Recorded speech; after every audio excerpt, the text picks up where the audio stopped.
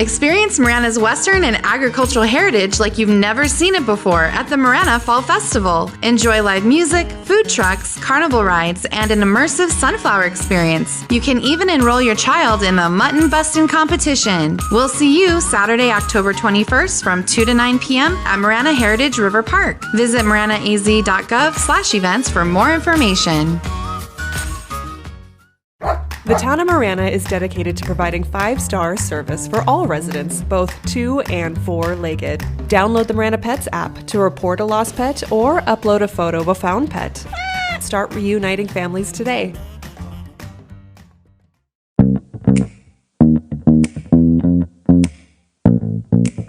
Welcome to Real Talk with the Town, where I sit down with the Marana staff to answer your burning questions about our beautiful community. My name is Terry Rozema, and I'm the town manager for the town, so let's get started.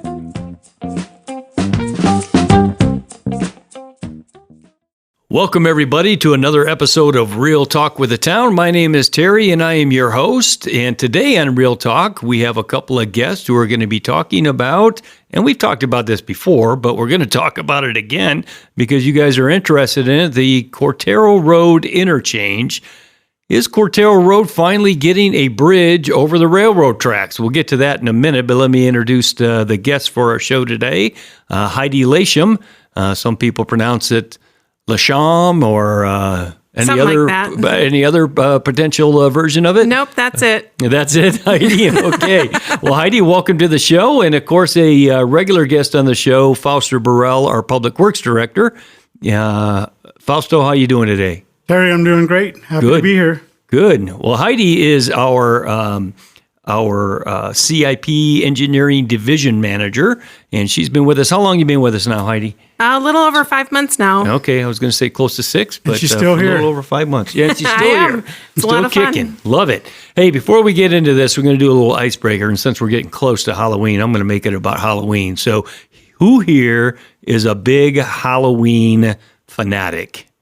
I love Halloween. It's a fun time of the year. You get to dress up, decorate, the whole 9 yards. Oh, all right. So we have somebody who loves Halloween. So what are some of your favorite parts about Halloween? You said dressing up. Dressing up, going trick-or-treating with my daughter. Okay. Yeah, it's a lot of fun.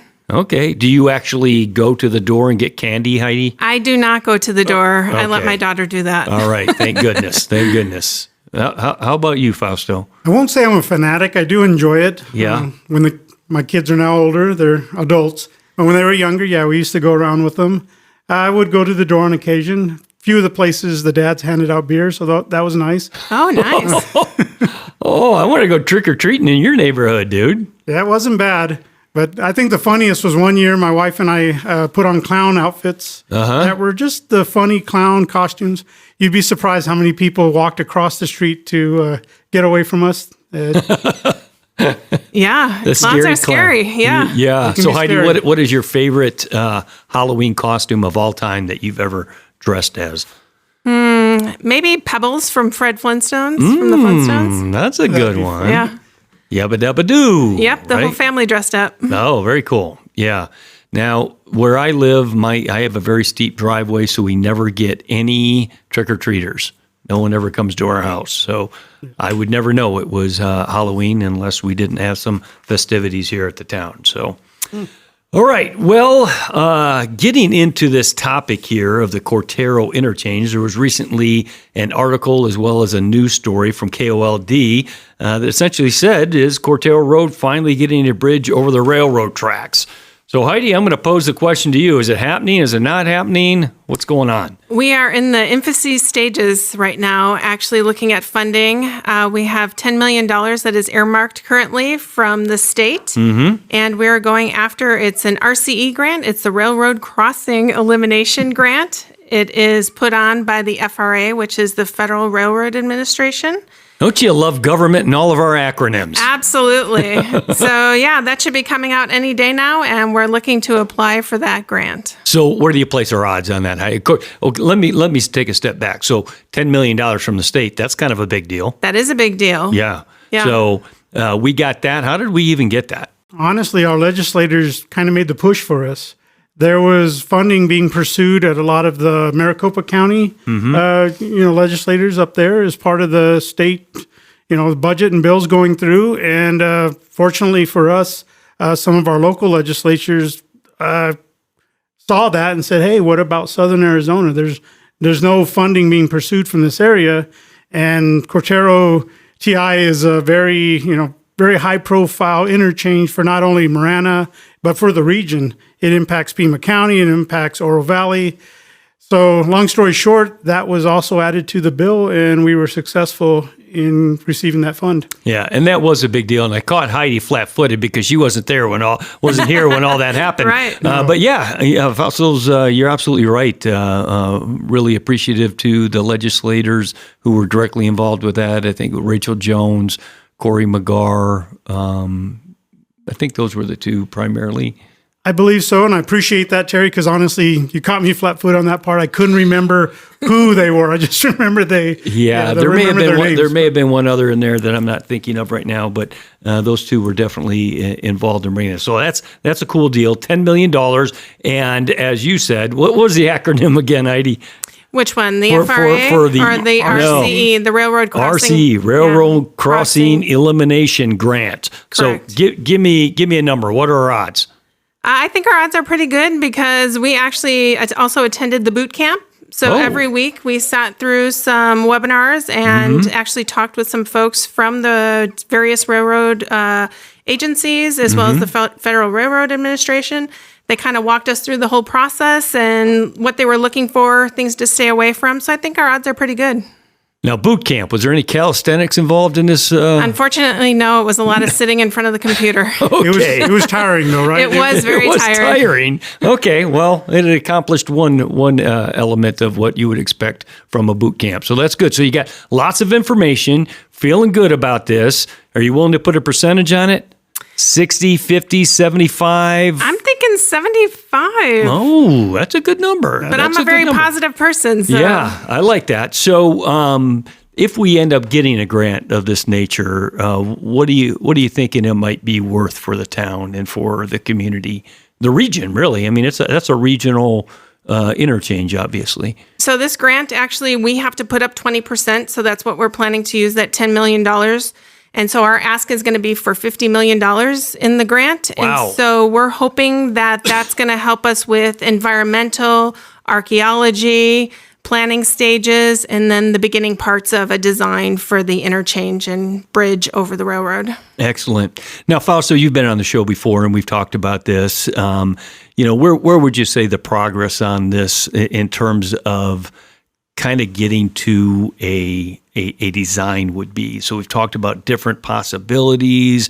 We've had conversations with ADOT. I know you've had a lot of conversations with Rod Lane, who's been on the show here before as well. How are you kind of feeling about all that? So yeah, you're correct. There's been a lot of conversations. We even discussed potential alternatives, different than going with the true TI in this scenario. However, we landed back on that being the best solution to move forward with.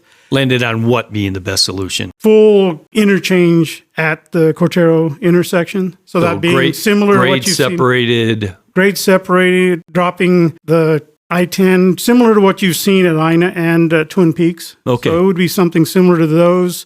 We're looking at it from all aspects because obviously we're cognizant that there's an impact to the businesses in the area. So we're looking at all avenues. In regards to where it sits, as Heidi mentioned, it's still in the infant stages. There is planning documents out there. When I say that, there's a design concept report that has identified that interchange. However, that document is becoming dated. It's back from about 14, so it's getting at about the 10-year mark. Discussions with ADOT said we would have to freshen that up more than likely. So that's still some of the planning work that Heidi mentioned that needs to be done. So we're still at a very low percentage. However, we've been actively working, actively having more discussions. We recently had a discussion with Rod Lane and some of his team to discuss this interchange and others. And honestly, from ADOT's perspective, they are seeing that Marana is growing. They understand that. They know that these interchanges are not only impacting us, but also regional, especially with the Cortaro. But they're cognizant of that as well. And so we're having some good dialogue with ADOT at the moment, and we're moving forward with this. However, to answer your question, we're still at a very low percentage. Okay. So Heidi, Fausto kind of hit on this. He talked about being cognizant of the impact to the community. What are some of the impacts that we can expect from the construction of a full-blown interchange at Cortaro and I-10, a grade separated interchange at Cortaro and I-10? Right. I know that we've all felt it at INA and other locations when they've had to take it offline, and it's 2 years plus of alternate routes. What we're looking at is kind of pushing the actual interchange one direction or another to potentially keep it open for a longer period of time and maybe not have as big of an impact on the businesses. Although there is always going to be some level of impact on businesses, but we'll try to work with the businesses and mitigate it as much as we can.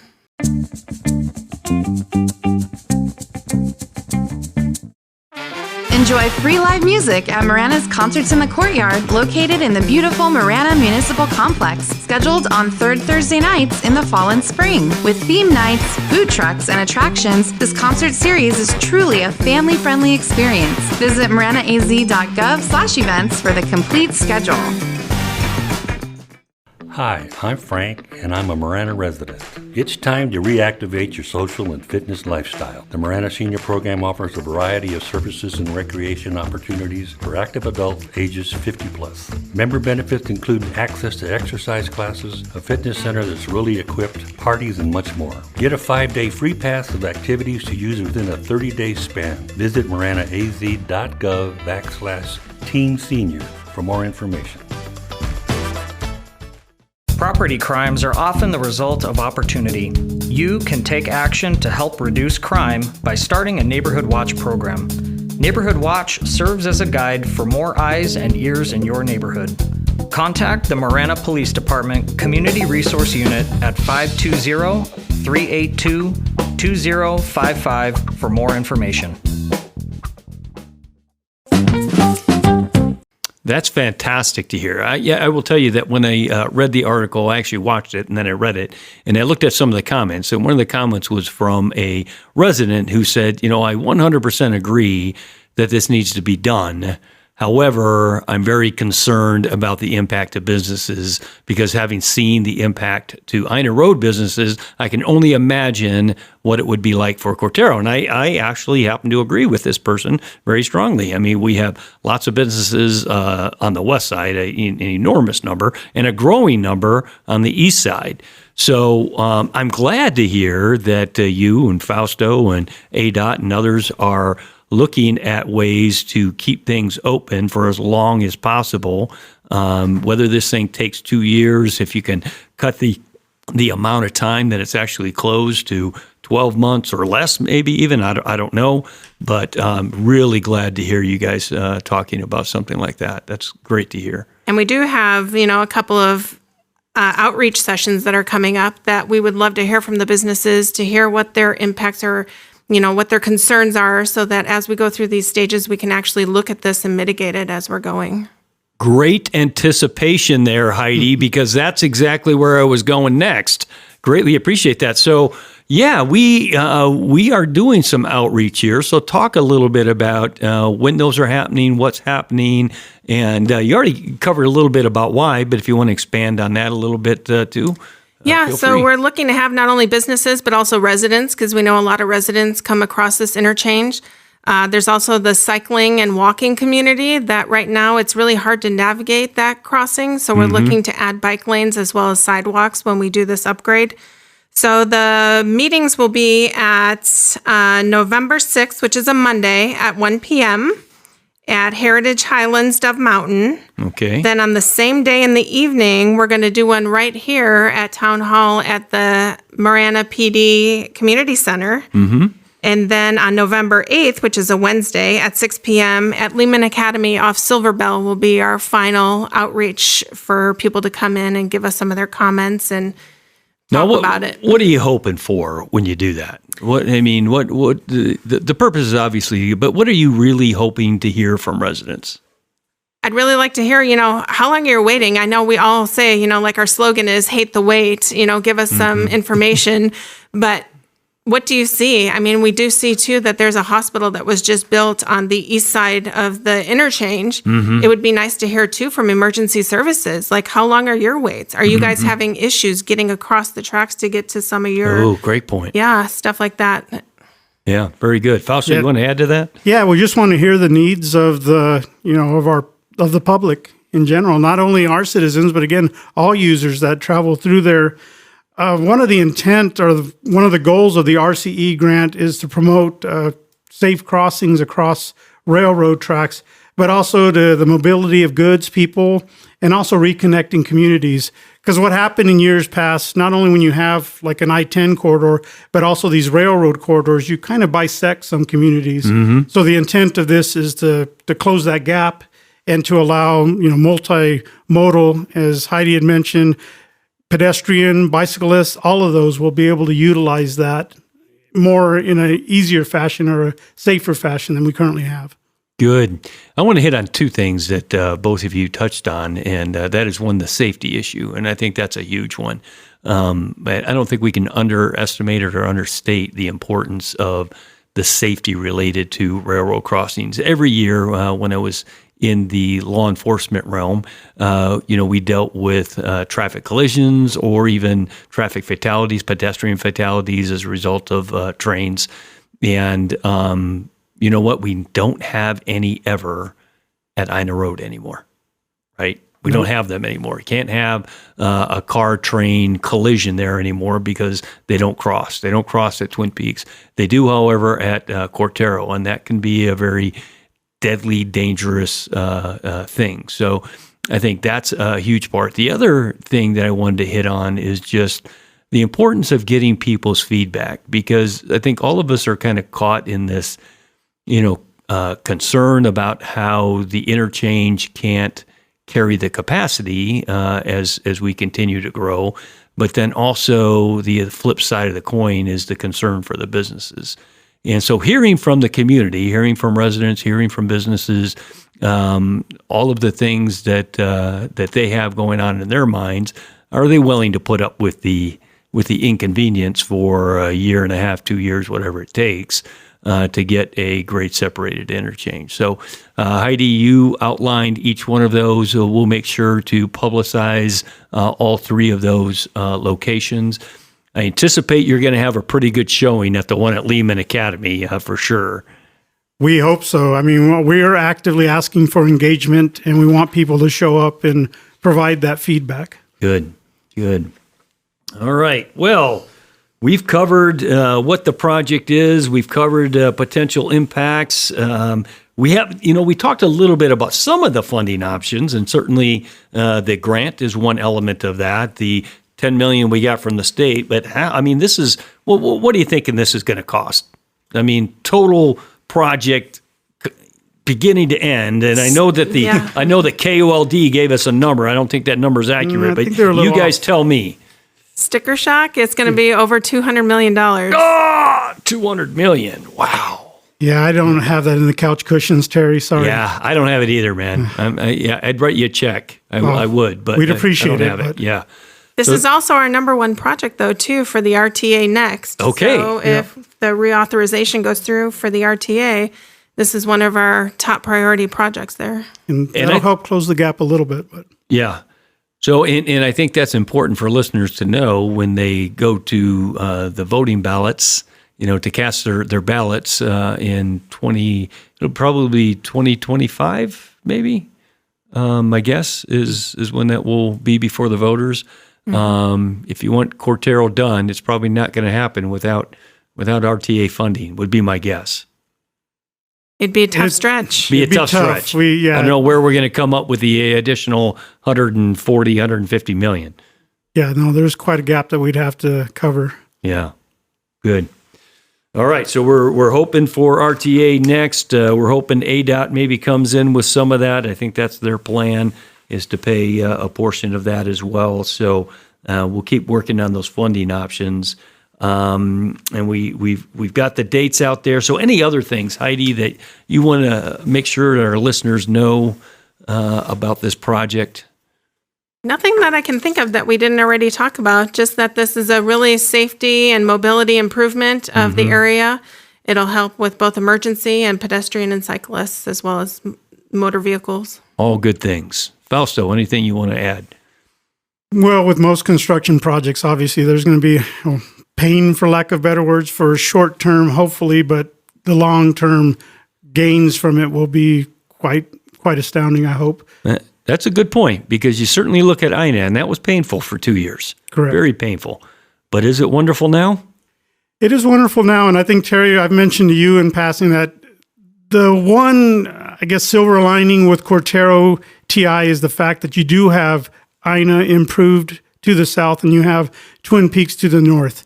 It's not ideal, but you do have good interchanges to connect to allow traffic to continue to move. And so hopefully that will be part of offsetting some of those pains that will be felt. But again, we're going to continue to look at all options and ways that we can construct this when we get to that point and still hopefully minimize the impacts as much as we can. So great alternates, you would say, for the area to get from east to west, either via Twin Peaks or via INA.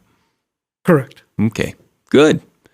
All right. Well, thank you so much, Heidi, for being on the show for the very first time. You did awesome. Thank you. Thank you, Heidi. And Fausto, well done. Really appreciate you being on the show with us again.